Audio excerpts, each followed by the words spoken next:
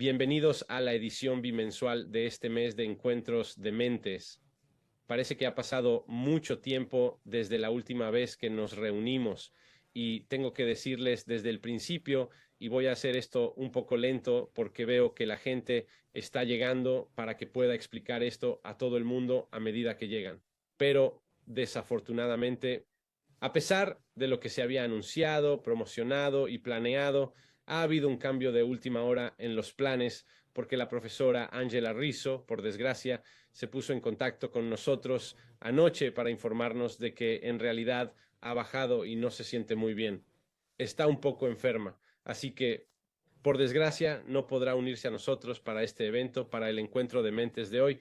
Sin embargo, hemos hecho muchos ajustes entre bastidores, nos hemos preparado y tenemos, por lo tanto, la ventaja de invitar de nuevo y, de hecho, a nuestra propia especialista en Omega, la doctora Emily Gislavik, que estuvo aquí con nosotros en enero, ha accedido amablemente y ha hecho tiempo para estar con nosotros hoy aquí para que podamos discutir y debatir y compartir algunas ideas con respecto al tema clave de lo que se trata este mes en Encuentros de Mentes. Sin embargo, ahora me corresponde a mí presentar y dirigir el contenido principal de la sesión, cosa que haré con mucho gusto. Y vamos a centrarnos principalmente en el impacto que el omega 3 tiene en la salud de la mujer en un tipo de contexto muy específico. Voy a llevarnos a través de algunas de las investigaciones en esa área. Voy a llevarnos a una conclusión basada en la acción, no solo en lo que se refiere a los omega 3, sino también a lo que se puede hacer o aconsejar a la gente para mejorar su salud, sobre todo en el contexto de la salud femenina y la gestión, vayamos al grano, del ciclo mensual, los cambios y alteraciones hormonales que influyen enormemente en la experiencia de la vida diaria y también lo que eso significa en el contexto de la salud. Bienvenidos a todos. Buenos días, buenas tardes, buenas noches, según de dónde seáis. Bienvenida, Emily, de nuevo a Encuentros de Mentes. ¿Quién iba a decir que sería tan rápido? Gracias por aceptar acompañarnos hoy y por hacernos un hueco. Por supuesto. Gracias por invitarme. Me alegro de estar aquí. Magnífico, muchas gracias. Y sin más preámbulos, voy a establecer el contexto porque soy consciente del tiempo y ya he consumido 3 minutos de nuestra hora en explicar dónde estamos y por qué estamos aquí y qué es lo que vamos a hacer. Así que empezaremos a profundizar en el tema y puede que estés pensando con razón justo en ese momento que íbamos a tener a esta profesora de ácidos grasos poliinsaturados que iba a venir a hablarnos de esto. Y ahora tenemos a un hombre peludo del Reino Unido que es fisiólogo y biólogo celular, pero no eso. Así que solo voy a dar un poco de contexto en cuanto a por qué usted podría considerar que vale la pena pensar en mí en esto. Así que, en primer lugar, la biología es la biología y cualquier persona que tiene una buena comprensión y una comprensión rigurosa de la biología puede tratar con eso en cualquier tipo de contexto. Sin embargo, en mi caso concreto, como algunos de ustedes sabrán, he pasado más de 30 años trabajando en el deporte de alto rendimiento. Fui uno de los jefes de rendimiento humano y de fuerza y acondicionamiento del equipo de fútbol femenino de Inglaterra durante varios años. De hecho, más del 65% de los atletas a los que he apoyado a través de Olympic Pathways han sido mujeres. Y he trabajado en varias iniciativas sanitarias en el Reino Unido y, de hecho, en todo el mundo centradas en la salud de la mujer. Así que he pasado mucho tiempo en esta área activamente y teniendo que considerar las implicaciones de estos factores biológicos en la elección de alimentos que hacemos y cómo estructuramos el ejercicio y la actividad física y la mejor manera de obtener resultados óptimos cuando se trata de estos tipos de fisiología, biología y patología. Así que espero que esto me cualifique para guiarnos a través del tema de hoy con cierto nivel de autoridad. Pero para equilibrar esto y aportar algo de experiencia genuina, tenemos al señor Lee aquí. Y así, sin más preámbulos, voy a pedir que podría oír que alguien tenía su tipo de sistema sin silenciar. Entonces, si pudieran silenciarse, sería genial porque puedo escuchar a alguien en el fondo. Así que asegúrese de que está en silencio y voy a traer a nuestros diapositivas y nos llevará a través de la presentación. Espero que haya mucho que ver, espero que al final haya tiempo para algunas preguntas y trataré de hacerlo. Vamos con eso, ¿de acuerdo? Así que voy a establecer la escena y empezar a guiarnos a través. Es un poco más científico este mes. Así que voy a pedir disculpas por adelantado a nuestros impresionantes traductores que están aquí trabajando en nuestro nombre y haciendo que todo esto llegue a la gente en casa. Así que vamos a meternos de lleno en el omega 3 y la salud de la mujer. ¿Qué puede decirnos la investigación? Así que podríamos tomar cualquier línea que queramos sobre esto y dada esa carta blanca, he decidido tomar una línea particular que es incrustar esto en esos cambios hormonales inherentes y cómo se vinculan más con el ciclo mensual que una mujer adulta madura experimenta hasta esa fase perimenopáusica y menopáusica, y de hecho en un momento dado nos detendremos a considerar un poco ese aspecto, pero realmente quiero conducir esto en el contexto de lo que la investigación dice acerca de los omega 3 y el manejo de ese ciclo. Antes veamos en qué consiste el ciclo hormonal femenino. Lo que podemos ver aquí es un perfil típico de lo que veríamos como cambios hormonales que toman parte a través de esas diferentes fases del ciclo femenino. Ahora, voy a enfatizar en un momento las características clave de lo que son las hormonas y lo que hacen. Pero lo que hay que recordar es que durante demasiado tiempo ha prevalecido una actitud que tenía este sentido de está bien, hay cambios hormonales que están teniendo lugar, pero algo así como ¿y qué? Hay que seguir adelante. Es realmente importante reconocer que somos el resultado de los intercambios hormonales que tienen lugar dentro de nuestro cuerpo. Y esto tiene un gran impacto en nuestro estado de ánimo, en nuestra capacidad para la cognición, para ser capaz de concentrarse, para ser capaz de pensar de manera crítica y constructiva. Tiene una gran implicación cuando se trata de nuestro físico con respecto a nuestros niveles de fatiga, cansancio, suministro de energía. No se trata de un perfil unidimensional de cambios bajo la piel. Estos son profundos. Estos tipos de intercambio hormonal son exactamente quiénes y qué somos. Y así, cuando vemos esta naturaleza inherente de un intercambio, de un cambio de perfil en las hormonas, tenemos que considerar dos cosas. Uno, no es esto estrictamente exacto. Cambia de mujer a mujer. Así que estos ritmos son una buena indicación del tipo de cosas que suceden, pero en realidad depende del individuo trazar su propio ascenso y descenso y sus alteraciones. Y esta es la razón por la que animamos a las mujeres a tener un seguimiento de su ciclo mensual. Lo hacíamos mucho cuando yo trabajaba sobre todo en el deporte y trabajábamos con equipos femeninos y atletas. Una de nuestras medidas clave era que hicieran un seguimiento de su ciclo y cuando lleguemos al final de la sesión de hoy, eso tendrá mucho más sentido porque lo que tenemos es un muy buen conjunto de directrices de trabajo, pero solo se convierte en específico cuando lo hacemos específico. Porque como cualquier otro tipo de oscilación biológica, la varianza está ligada al individuo y por lo tanto hay miles de millones de varianza porque hay miles de millones de individuos diferentes. Sin embargo, estos principios se acumulan y vamos a echar un vistazo un poco más de cerca a estos principios, esta fase folicular, ovulación lútea, a medida que avanzamos a través de la semana 1, 2, 3 y 4. Así que la primera parte de esto es donde tenemos la menstruación y luego del día 7 al 14 es cuando entramos en la fase folicular. El día 14 es cuando entramos en el periodo de ovulación y luego los días 15 a 28 la fase lútea. Solo voy a retroceder una diapositiva y revelar que de nuevo en contra de esos cambios y subidas y bajadas de estrógeno, progesterona y testosterona. Muy a menudo la testosterona no es discutida lo suficiente en el contexto de la experiencia femenina y la salud, y es un factor determinante. Y si hay o no más o menos testosterona disponible para una mujer que para un hombre o para una mujer, es irrelevante porque es el impacto y la influencia de la hormona en sí misma sobre el individuo. Ese es el aspecto importante. Así que cuando nos perdemos en esta conversación de cantidades totales, hombre a mujer, es casi una conversación sin sentido. Lo que importa más es el aumento y la disminución en un momento dado en el contexto del estrógeno y la progesterona para ese individuo. Y esto no solo cambia dentro del mes, sino que también cambia con el tiempo. Y un periodo clave para la mujer es cuando entra en la perimenopausia. y esto provoca cambios sísmicos en cómo se sienten y lo que pueden hacer. Así que estas son consideraciones clave a medida que avanzamos, porque lo que me gustaría hacer ahora que hemos categorizado estas fases del ciclo mensual femenino, reconociendo que hay cambios hormonales e intercambios que difieren y fluctúan a lo largo de ese tiempo. Bien, empecemos a considerar ahora qué implicaciones hay que considerar para el individuo.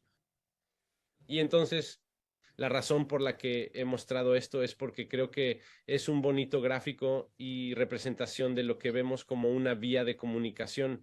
Y lo que estamos viendo aquí es algo en el contexto del desarrollo de la actividad hormonal como consecuencia de la comunicación cuando estamos viendo las hormonas reproductivas. Y ya lo que podemos ver aquí es la implicación de los omega 3 y esos ácidos grasos, el EPA y el DHA. Y lo que estamos viendo aquí es un nivel de competencia que es normativo. ¿Qué ocurre cuando las cosas funcionan como deberían? Ahora, me imagino que algunos de ustedes, si no todos, nos han escuchado a Emily y a mí en otras ocasiones y cómo hemos discutido la naturaleza de lo que es una deficiencia nutricional en un contexto bioquímico o fisiológico. Donde hay una deficiencia, hay un retraso y las deficiencias conducen a la disfunción. Y así, si no hay una cantidad suficiente de un nutriente clave disponible, obtienes una de dos o una y dos consecuencias. Una es un retraso, una ralentización del proceso, y siempre que retrasamos activamente un proceso, obstaculizamos un proceso. La segunda parte puede ser una ruptura completa de un proceso, y esto puede conducir realmente al desarrollo de un cambio de fisiología normal a patología. Por eso buscamos la normalización, y donde la salud preventiva entra realmente en juego es en la optimización de la normalización de los procedimientos, de los intercambios dentro del cuerpo.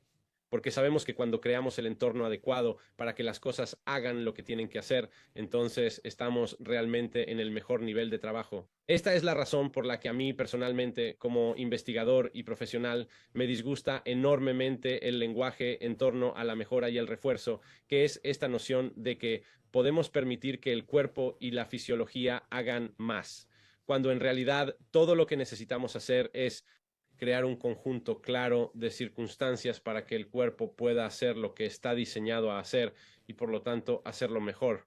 Y esto muestra este camino de una manera bastante larga, pero lo que quiero llamar su atención es el hecho de que hay atributos clave que están implicados en esto con respecto a la presencia de ese omega 3 y lo que eso provoca como consecuencia de la transferencia de cosas que están en su lugar hasta la activación de las células B y el control de la inflamación.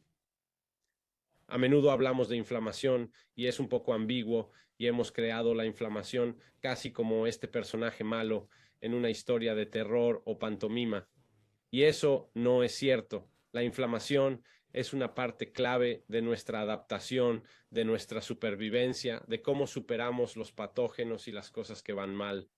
El problema siempre es cuando tenemos una falta de homeostasis, cuando las cosas están desequilibradas y por tanto la presencia de esos marcadores inflamatorios abruma un sistema o un conjunto de comunicaciones y hace que las cosas vayan bien, que las cosas vayan mal.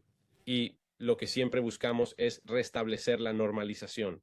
Así que echemos un vistazo a los sistemas de comunicación por un breve momento y aclaremos algunos de los conceptos básicos.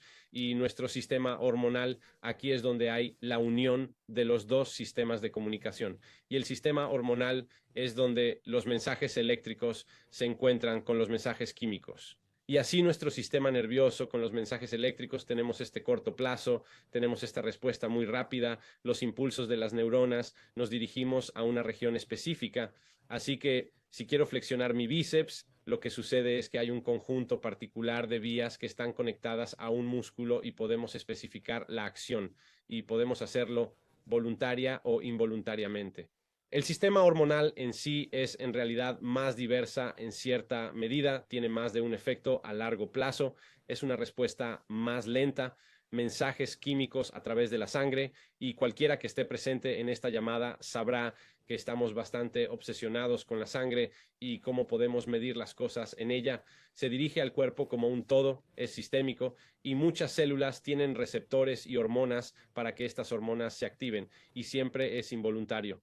Es por eso que es realmente difícil para mí y bastante extraño para mí cuando alguien piensa que podemos simplemente cognitivamente anular un estado de ánimo. Si comprendiéramos lo que provoca un estado de ánimo y dónde se origina, empezaríamos a darnos cuenta de lo ridículo que suena eso. Es una parte inherente y sistémica de nuestra biología y fisiología, así que dentro del intestino, porque quiero llegar al lugar donde se produce la actividad antes de empezar a ver sus implicaciones. Hay más de 30 neurotransmisores diferentes y más del 90% de la serotonina se fabrica en el intestino. Esto es muy importante. También es importante reconocer que el nervio vago que conecta el intestino con el cerebro, el 90% de la información viaja del intestino al cerebro. Así que hay mucho más de un procedimiento de envío que de recepción con respecto a la activación del nervio vago, y también la serotonina que se produce en gran parte dentro del intestino. Y recuerda que la serotonina es una de las hormonas del bienestar. Dentro del revestimiento intestinal también tenemos los receptores de serotonina, y son una de las primeras líneas de defensa del cuerpo. Así que cuando usted consume un alimento o algo que está podrido, que es venenoso, que está apagado, es en realidad esa barrera reconoce que se trata de un patógeno y responde con bastante agudeza, ya sea enviando cosas hacia el norte o hacia el sur. Pero de cualquier manera va a evacuar las cosas del sistema bastante rápido con el fin de proteger el sistema en su conjunto. Pero luego está la producción de serotonina, que de nuevo recuerda, el 90% de la transferencia de información va desde el intestino al cerebro. Recuerde que el intestino se desarrolló primero, tanto evolutiva, y luego dentro del útero lo llamamos el segundo cerebro, pero Emily y yo de acuerdo con la primera.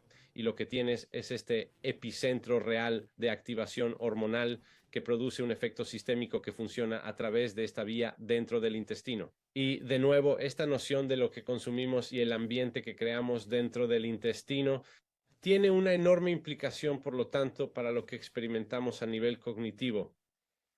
Recuerda, somos un organismo completo, así que nada funciona en un sentido fracturado.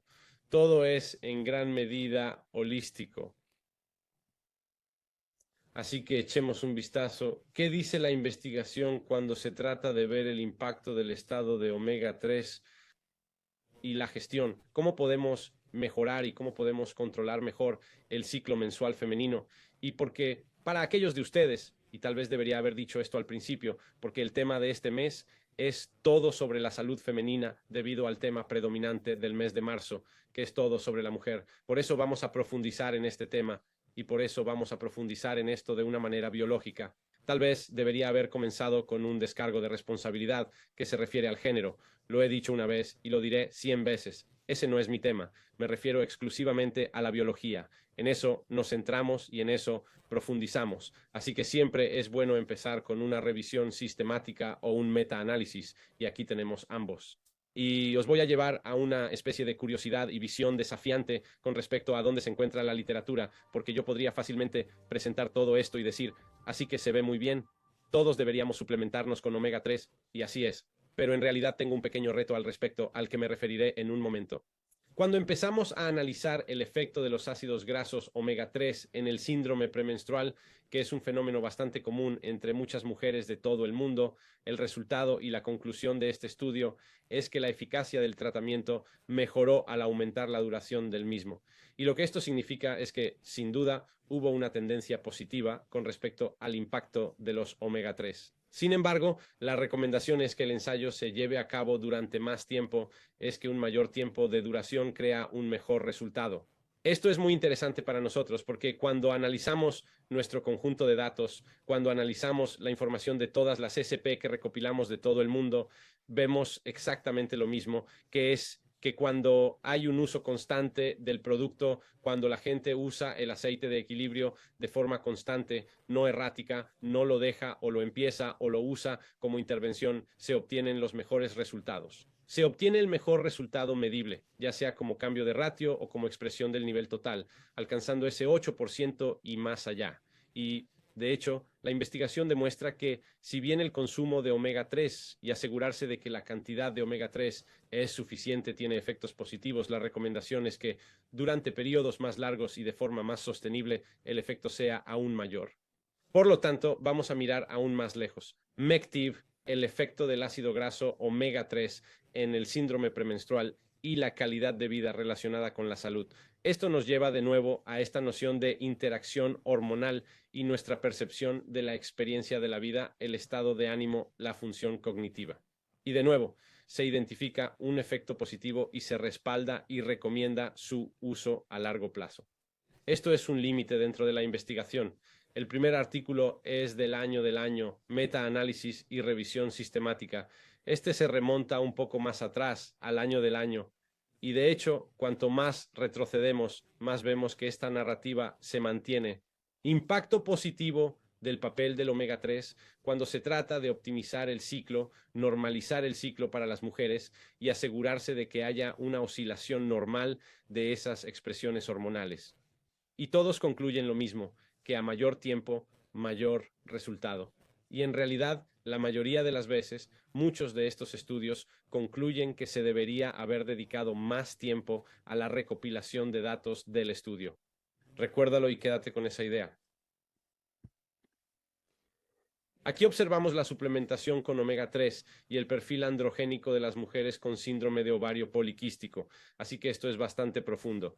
Y quiero llamar su atención sobre un par de hallazgos clave aquí. En primer lugar, el efecto del grupo activo sobre el grupo placebo. 47.2% contra 22.9%, significación menor a 0.05. Así que esto es bastante convincente tanto desde el punto de vista estadístico como desde el punto de vista de los resultados, duplicando la cantidad de impacto. En segundo lugar, lo que vemos aquí es que podemos reducir las concentraciones séricas de testosterona y regular el ciclo menstrual sin un efecto significativo sobre ciertos tipos de hormonas sexuales. Y se justifican futuros estudios con periodos más largos de suplementación. De nuevo, el tema predominante, la constancia es la clave. Más tiempo con el consumo de los omega 3 y en realidad más tiempo necesario para la observación del estudio. Entonces, ¿por qué estoy llamando tanto la atención sobre esto? Voy a volver a ello en un momento en el contexto de cómo tenemos que considerar la investigación. Pero realmente el punto que estoy tratando de hacer, y como la mayoría de las cosas, somos el resultado de las cosas que hacemos más a menudo, y la consistencia es siempre la clave. Así que se trata de no tratar los alimentos y no tratar la salud preventiva de manera intervencionista. Esto es mucho más parecido a esta noción de la medicina mecanicista en la que algo está mal y se consume algo para arreglarlo. Cuando hablamos de suplementación inteligente, cuando hablamos de la optimización de la salud, cuando hablamos de salud preventiva, siempre debe basarse en esas actividades, esas acciones, esos comportamientos que definen quiénes y qué somos. Y la literatura es abundante en este sentido, siempre y cuando se tenga el suficiente sentido crítico para detenerse y considerar cuál es el verdadero mensaje para llevar a casa. La razón por la que he incluido este estudio es por un aspecto realmente interesante, y esto se refiere a la tabla 3, tal y como la representan los autores. Porque mientras vemos un efecto positivo en la mejora de la ciclicidad y el flujo sanguíneo, lo que también notamos es que en sí mismo no hay cambio entre los grupos con respecto a las hormonas en sí. Esto nos lleva de nuevo a un punto que estaba tratando de hacer al principio, que se refiere a lo que tiene lugar en la noción de que las transmisiones químicas, esa comunicación química y la interpretación y el receptor y cómo las cosas funcionan como una respuesta a más que una alteración de esas hormonas en sí. El cuerpo tiene un sentido innato y bien desarrollado del perfil hormonal y la actividad. Y esto ha ocurrido durante millones de años. Es parte de nuestro rastro evolutivo. Creo que es fácil caer en la trampa de esperar un efecto dominó por el que consumimos un nutriente, y en este caso el omega 3, y que esto provoque una alteración sísmica en lo que hace la hormona en sí, ya sea su prevalencia o su activación. Lo que es más interesante y lo que es realmente más efectivo es la receptividad y observar cómo esos perfiles hormonales pueden cambiar el mensaje que llega y cómo se experimenta a nivel sintomático se altera y de hecho se normaliza. A veces buscamos la pistola humeante, buscamos la causa, adoptamos un enfoque mecanicista y nos fijamos en las cantidades predominantes de algo, y eso puede ser engañoso cuando en realidad el problema que tenemos es que el propio entorno fisiológico no está optimizado y no es suficiente y lo suficientemente sensible para dar el mejor sentido a esa información química y saber exactamente qué hacer, y eso puede manifestar un conjunto adverso de síntomas y circunstancias. Así que toda esta información, y cuando miramos a través de la literatura, que siempre animo a la gente a hacer, vemos una imagen similar que se pinta, y para simplificarlo, siempre que hay una cantidad suficiente o mayor de omega 3, vemos una mejor experiencia en cuanto a la reducción de los síntomas adversos que experimenta el individuo, y vemos una normalización de la rutina de la oscilación del propio ciclo. Así que esos son los resultados clave. Sabemos que cuanto mejor es el estado del omega 3, mejores son los resultados para el individuo.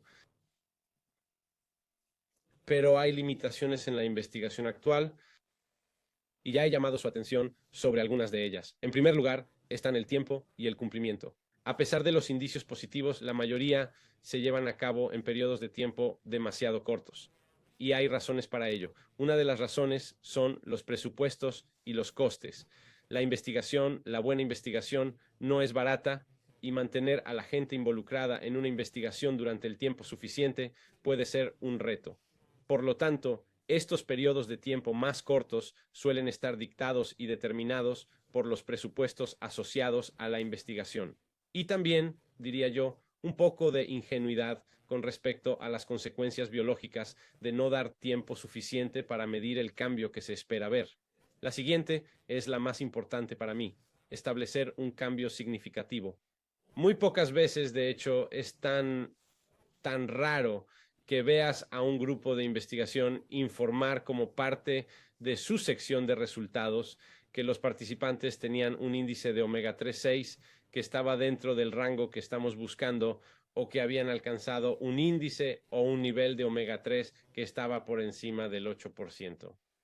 Así que para mí, como investigador y alguien que está criticando la investigación en sí, y yo les animaría: si no se puede demostrar que hay una cantidad suficiente para ser activo, por lo tanto, cualquier cosa que se ve es en realidad solo indicativo de una tendencia, de un beneficio potencial con respecto a la suplementación con omega 3, y no necesariamente la totalidad de ella en sí misma. Hay una clara falta de datos sobre la activación intestinal de las hormonas y la receptividad hormonal y la actividad cerebral. Demasiadas investigaciones se han centrado en otros aspectos, y tenemos que ir directamente al meollo de la cuestión, porque sabemos que la mayor parte de lo que ocurre está al menos empezado ahí. La menopausia suele ser considerada como una enfermedad, lo cual es relevante para mí. Y el modelo mecanicista de tratar la menopausia ha sido esta noción de anular las hormonas porque produce un gran cambio sintomático. La gente puede experimentar algo diferente, pero mi preocupación es, y siempre ha sido, cuando interferimos con una normal, una típica oscilación, ritmo y ciclo biológicos, que es este cambio manifiesto que experimenta la mujer, deberíamos hacerlo con más cuidado, porque de hecho lo que deberíamos hacer es buscar optimizar la salud y todo lo que podemos hacer en torno a la salud, en lugar de intentar tratarlo como una situación que hay que arreglar. La menopausia en sí es una parte natural del ciclo femenino. hay que asentarlo en la mente de la gente desde el punto de vista cognitivo y aceptarlo desde el punto de vista biológico. Y tenemos que ver cómo podemos hacer que la persona se sienta desde el punto de vista de la salud en lugar de tratarla como una condición adversa. Así que estas son las limitaciones cuando empezamos a considerar las pruebas de investigación en torno al impacto y la eficacia de los omega 3. Así que no esperes ver un cambio si no lo has hecho. Hemos establecido normas y umbrales y la investigación debería emplearlos. Los investigadores deberían revelar esa proporción celular y ese nivel, el nivel total. Los nutrientes esenciales son siempre esenciales. Los ácidos grasos poliinsaturados esenciales, los omega 3 esenciales, no dejan de serlo solo por el cambio biológico y la gestión activa es siempre mejor y más efectiva que la pasiva. Así que quiero empezar a mirar en esa gestión activa ahora antes de traer MLE de nuevo en la conversación y en realidad estoy golpeando esto en buen momento. Así que estoy orgulloso de mí mismo con la forma en que estoy recibiendo a través de este contenido hasta el momento, incluso si nadie más es. Así que tened paciencia conmigo un poco más, amigos.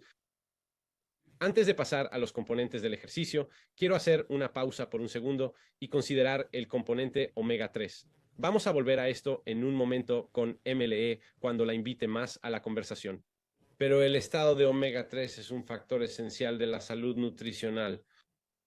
Es por lo que nos dirigimos a la relación de la proinflamatoria a la antiinflamatoria. Nos fijamos en la membrana celular, buscamos optimizar la membrana celular, identificando y aceptando que somos una colección de 37 billones de ellas y por lo tanto permitiendo una serie de consecuencias biológicas y hormonales que pueden desarrollarse según lo planeado, como está escrito en el ADN y codificado en la mayor parte de nuestra expresión genética. Cuando nos aseguramos de que consumimos cantidades suficientes, estamos permitiendo de forma proactiva un entorno saludable normalizado. Así de sencillo. Pero cuando se trata de la salud de la mujer, que es el tema de hoy, y hemos enviado mucho de eso en una clave en nutrientes. Otro aspecto clave fundamental, que no se trata de algo correctivo, sino de algo proactivo, es mirar al influenciador original. Estás hecho para moverte. Eres un ser humano. Para nosotros el movimiento es medicina. Buscamos índices óptimos de expresión de renovación de cada uno de nuestros factores cuando estamos activos y, desde luego, cuando realizamos una actividad física regular. Sin embargo, como especialista en ejercicio físico, a menudo me encuentro con el problema y la barrera que suponen las mujeres a la hora de hacer ejercicio, y eso es con respecto a cómo se sienten a lo largo de esas 4 partes del ciclo. Para mí, eso no ha sido nunca un problema, sino una oportunidad. Porque si sabemos en qué somos mejores y en qué somos menos mejores en un momento dado, siempre podemos jugar con nuestras fortalezas y no podemos esperar algo de nosotros mismos donde la biología no quiere llegar en un momento determinado. Siempre es mejor centrarse en aquello de lo que somos más capaces que en lo que es una limitación inherente. Así que, en ese contexto, quiero daros algunas pautas y estas podrían ser las 2 diapositivas que vienen ahora y que queréis capturar en pantalla y haceros una foto y tomaros un tiempo para considerarlas después de la presentación de hoy. Pero antes de hacerlo, quiero hacer hincapié en un punto que destaqué al principio. Se trata de principios. Esto no es una regla dura y rápida. No se puede tomar esto y decir, esto es exactamente cómo hacerlo. Esto es algo para guiarte mejor sobre cómo hacerlo.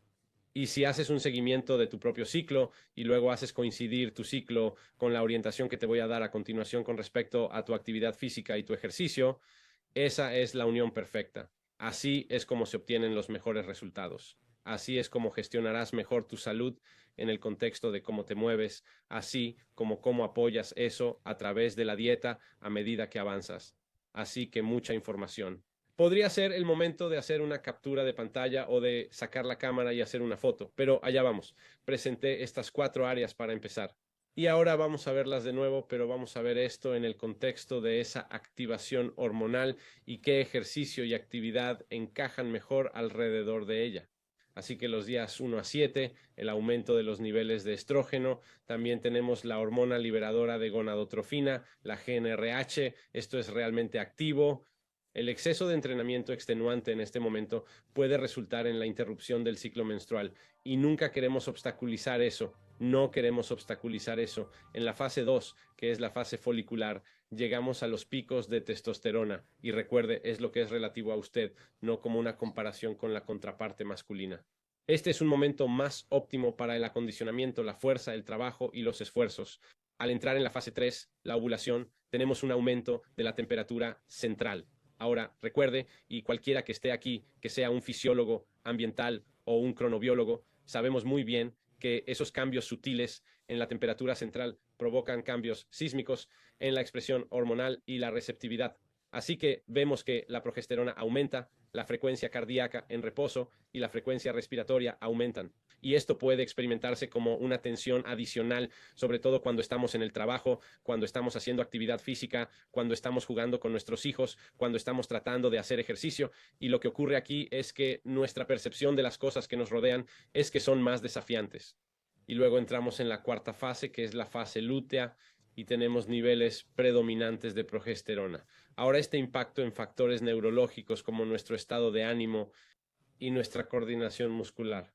Aquí es donde las cosas se ponen realmente complejas desde el punto de vista de las diapositivas, pero aquí está la carne principal del contenido que quiero compartir. Esto es lo que deberías hacer al respecto. Aquí están mis directrices y recomendaciones en cuanto a lo que debe hacer en torno a estas partes del ciclo para el mejor resultado posible. Y en realidad, periodizar tu ejercicio es lo que hacemos en todo el deporte de élite. Cambiamos la naturaleza de lo que hacemos de acuerdo con lo que queremos conseguir. Y para la mujer que está lidiando con estos cambios biológicos con respecto a la expresión hormonal, esta es una manera de estar en su mejor momento siempre que lo desee. Así que primera semana, buen momento para dominar cosas que ya sabes. Estoy presentando esto en el contexto del ejercicio, pero cuanto más considero esto, suena más cierto en el contexto de la mayoría de lo que hacemos en la vida. Así que si empezamos a analizar cómo trabajamos y las cosas en las que queremos centrarnos profesionalmente, es un buen momento para fijarse en el dominio más que en el desarrollo de algo nuevo. Sin embargo, debes mantener tu ejercicio enfocado y evitar hacer demasiado y mantenerlo corto, que sea menos de una hora.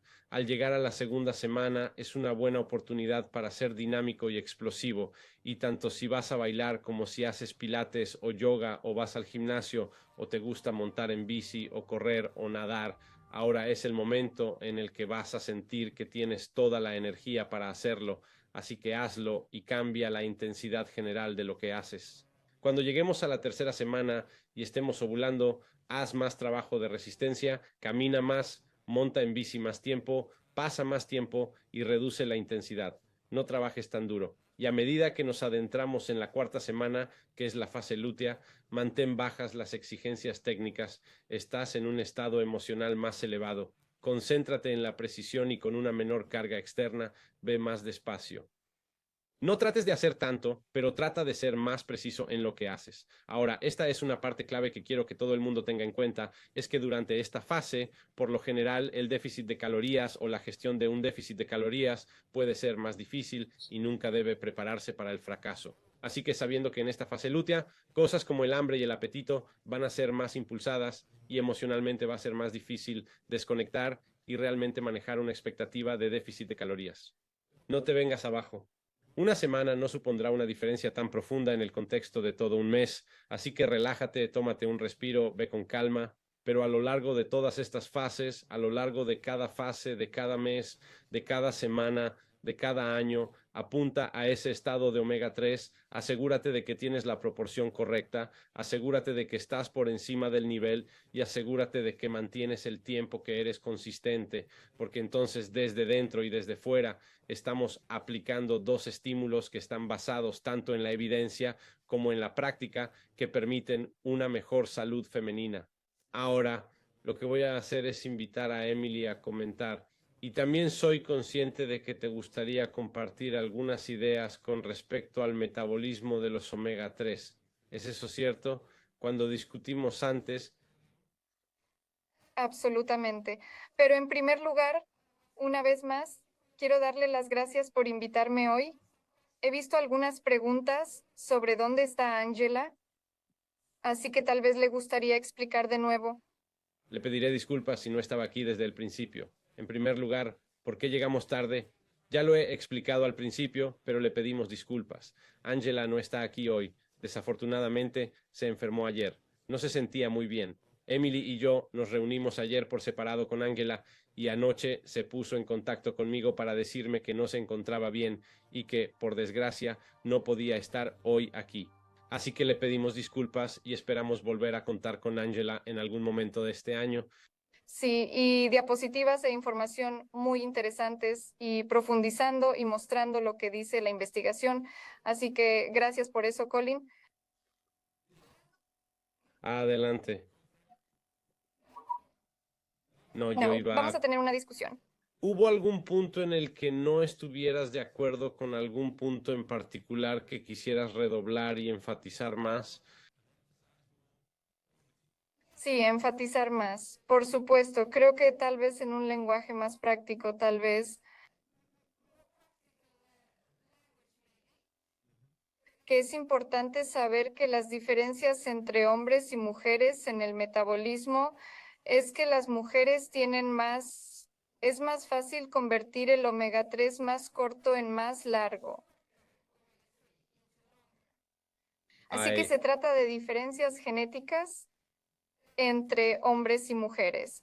Y eso significa que las mujeres necesitan más omega 3 de cadena larga, marinos, de pescado, y también omega 6 esencial. Así que tanto los omega 6 como los omega 3 de cadena larga son necesarios en los distintos procesos. Durante el mes, como has dicho, en diferentes fases, pero también durante diferentes etapas como durante el embarazo. Y por eso las mujeres son mejores convirtiendo los ácidos grasos más cortos en largos, los que queremos. Pero la cuestión es que esto funciona mejor cuando tenemos en nuestra dieta cantidades más o menos iguales de pescado marino omega 3, pero también omega 3 en comparación con omega 6. Porque si recuerdas, más en los detalles ahora, pero si recuerdas, si tenemos la misma cantidad de alimentos ricos en omega 3 junto con alimentos ricos en omega 6, el cuerpo siempre elegirá manejar el omega 3 antes que el omega 6. Así que son todos, tanto para mujeres como para hombres. El cuerpo siempre elegirá primero el omega 3. Son manejados por las mismas enzimas, el mismo mecanismo, para que esta enzima elija entre omega 3 y omega 6. Pero si no tenemos la cantidad correcta de omega 3, entonces el cuerpo, por supuesto, manejará omega 6. Y puesto que las mujeres son mejores en el manejo de omega, tanto el 3 como el 6 también son mejores produciendo el omega 6 más largo. Entonces, ¿ves a dónde quiero llegar? sí, sí, quiero hacer una pregunta porque esto surge mucho. Esto explica en parte la razón por la que, por ejemplo, solo el consumo inicial del equilibrio o la introducción del equilibrio o sin ninguna modificación dietética. Explica eso en parte por qué esa actividad enzimática sigue produciendo ese cambio positivo que podemos detectar en la sangre, aunque no hayamos regulado a la baja el omega 6. Es simplemente que lo estamos tratando como una prioridad y entonces está recibiendo una inyección en la secuencia bioquímica. Sí, es el tratamiento preferencial, los omega 3. Así que cuando tienes el omega 3 preformado,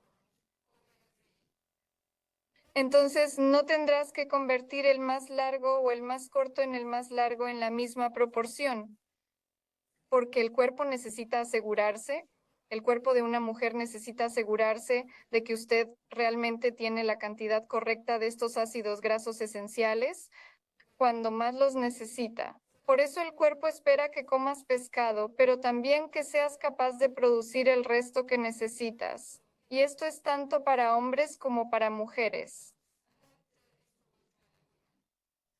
Acabo de recibir una pregunta sobre este tema y es muy interesante. ¿Conoces alguna interacción hormonal que influya en eso? ¿Y cambia cuando una mujer llega a la menopausia? Estrógeno, sí. Sí, exactamente. Así que es el estrógeno que tiene esta conexión con el aumento de la actividad de las enzimas desaturasas.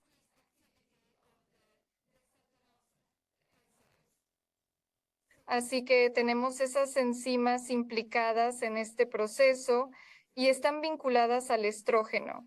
Así que cuando los estrógenos bajan, tendremos una menor actividad. No vamos a ser tan buenos en la conversión de la cadena más corta. Así que esto solo es importante si usted tiene, si no estás comiendo la cantidad correcta de omega 3 en forma de pescado, si no tienes suplementos o pescado en tu dieta, entonces es extremadamente importante que el cuerpo sea capaz de tener una mayor conversión en esas importantes enzimas. Disculpe, ¿eso se relacionaría con un cambio de dosis más adelante? Sí. ¿Y qué dice eso al respecto? ¿Qué tipo de cambio de dosis estamos buscando? O no, si usted está tomando suplementos o comer la cantidad adecuada de pescado, puede que no tenga que aumentar. Depende. Si usted está justo en la cantidad correcta en el borde o si usted está entrenando muy duro, como la gente en su círculo más cercano es, entonces tal vez tenga que pensar en aumentar su dosis. Pero quiero decir, no es, no sé cómo explicarlo, pero sí tienes que ser especialmente consciente de esto y tomar el suplemento de omega 3 todos los días, no saltárselo. Cuando tu estrógeno esté bajando, no te saltes la ingesta de ácidos grasos marinos. Pero bueno, eso es todo. Espero que uno de mis grandes objetivos haya sido consolidar esa afirmación, porque hoy lo estamos debatiendo en el contexto de la salud de la mujer y estamos analizando ese cambio en el ciclo hormonal y sus consecuencias, pero esa afirmación es válida para todos y es una pregunta con la que me encuentro a menudo, mientras que la gente dice, debería hacer ciclos con mi ingesta de omega 3, debería tener periodos en los que no lo consuma, y no hay evidencia para eso en absoluto. En mi opinión, la evidencia, y me interesa conocer la suya, es que, dado que se trata de un nutriente esencial, la estrategia siempre consiste en garantizar un consumo diario constante y no en esta idea de que debemos tener periodos de abstinencia en los que no lo incluimos en absoluto o en los que somos reactivos. ¿Qué opina al respecto? No creo que haya que hacer ciclos ni nada por el estilo, porque nunca se sabe cuándo se va a necesitar esa reserva que se ha acumulado en el cuerpo. Nunca sabes si vas a tener un accidente o vas a caer enfermo. Así que no querría dejar de comer pescado o de tomar suplementos, de obtener mis omega 3 marinos y de estar preparada para lo que sea. La vida nos va a dar momentos difíciles con alergias o lesiones o entrenamientos duros todo el tiempo. Así que no comprometería esa parte de mi dieta. No, no lo haría. Pero a veces creo absolutamente en el aumento de omega 3 ricos, omega 3 marino. Así que los suplementos o el pescado los aumentaría en ciertas situaciones. Por ejemplo, para aliviar el dolor o si estás en un estado inflamatorio. Eso es interesante y eso es muy interesante. Así que en ese caso, porque sé que la gente va a considerar esto, si vamos a buscar hacer una modificación en la ingesta, vamos a buscar aumentarla. ¿Existen parámetros y directrices para ello? ¿Hay un porcentaje de cambio que usted recomendaría si vamos a tratar de aumentar? Yo tal vez no aumentaría mis niveles en sangre, así que solo aumentaría el volumen en las placas de modo que Sí. los niveles de sangre mantienen, incluso por lo que no cambia su sangre, porque me gustaría tener, y también a todos ustedes, me gustaría que tuvieran un suministro constante de sangre o niveles de sangre. Así que es similar a cuando miramos a nuestros atletas de élite y las personas que hacen ejercicio más consistente o de mayor intensidad. Por lo general, sabemos que para mantener los niveles sanguíneos deben consumir un poco más a diario, ya que el resultado se puede medir a nivel sanguíneo. Así que supongo que lo que estás proponiendo aquí es que si hay un punto en el que estás bajo mayores tipos de, digamos, estrés físico y fisiológico, que hay un aumento a la cantidad consumida y luego tratar de preservar la cantidad en la sangre. Sí, Eso es esencialmente lo que estás trabajando. Así que en ese punto, entonces digamos, por ejemplo, alguien está escuchando esto ahora y están diciendo, bien, entonces voy a tomar el control de esta situación y a partir de mañana voy a empezar a ir al gimnasio todos los días. ¿Cuál es la situación allí con respecto a qué porcentaje les animaría a aumentar su consumo? en lo que respecta a la actividad física y el ejercicio, quiero decir, usted es el experto ahí, pero en mis conocimientos sé sobre todo de correr distancia cuando corres y que el cuerpo va a reubicar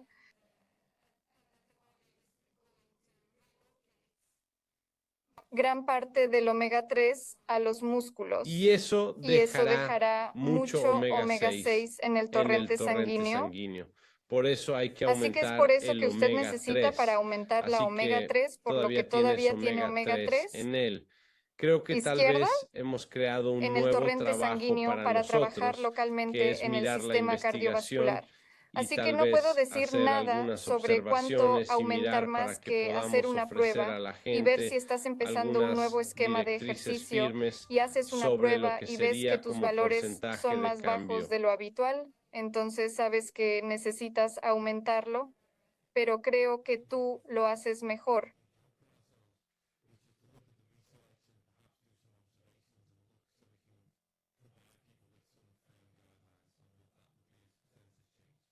Claro, pero también si hacemos eso, quiero decir, entonces es importante mirar la investigación tanto para hombres como para mujeres, porque vamos a ver resultados diferentes para hombres y mujeres, tal y como has explicado ahora, porque esta diferencia es tan, importa en tantas situaciones que tengamos esta fluctuación menstrual en nuestros niveles hormonales, porque va a influir en cómo respondemos a los medicamentos, cómo respondemos en diferentes situaciones sociales, en cómo, como dijiste, la mente funciona. Pero lo más interesante para el ejercicio, los medicamentos y cosas por el estilo que a menudo se evalúan en los hombres. Sí, sí, sí, pero podemos hacerlo. Puede que nos lleve mucho tiempo, pero podemos mirar la categorización de eso. Sí, supongo que podemos ver la ¿Correcto? categorización de eso. Voy a hacerlo porque solo nos quedan unos minutos. Voy a echar un vistazo a algunas de las preguntas aquí, si no te importa, solo para nosotros, para recoger en esto. Así que tenemos una que es, ¿qué pasa con las mujeres en la menopausia? ¿Qué es lo más importante con respecto al omega 3 en el ejercicio?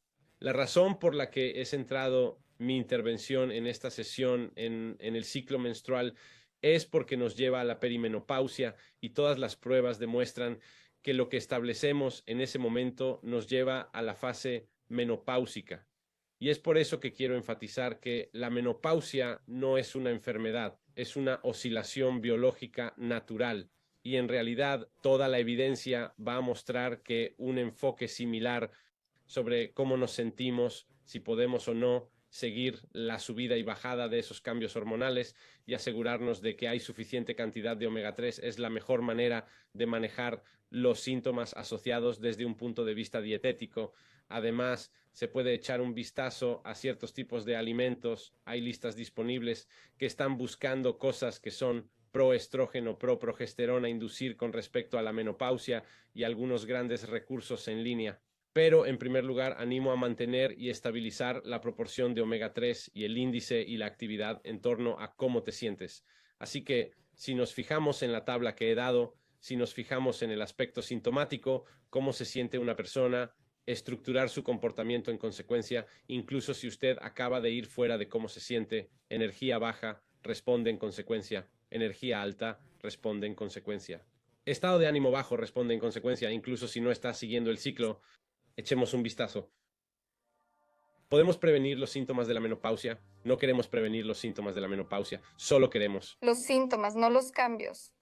Sí, sí, y no queremos que esos síntomas sean debilitantes, así que no queremos prevenirlos aparte del ciclo, lo que queremos es que se normalicen y que no sean un obstáculo para la calidad de vida. Y sí, todo lo que estamos diciendo realmente se refiere a la mejor manera de gestionar proactivamente eso para mantener el impacto negativo de esos síntomas lo más bajo posible. Va a haber variaciones y eso es natural.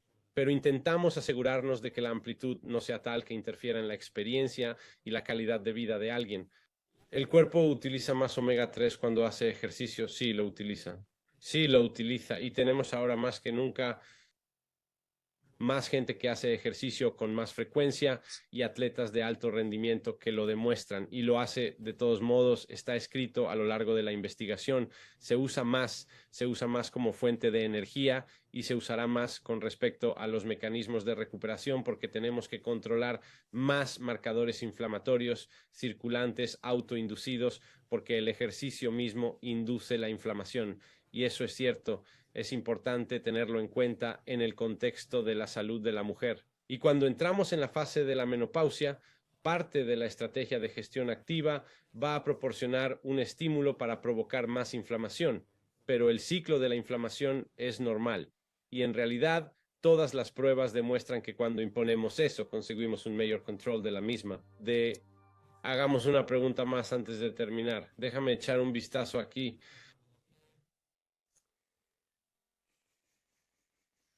Así que voy a ir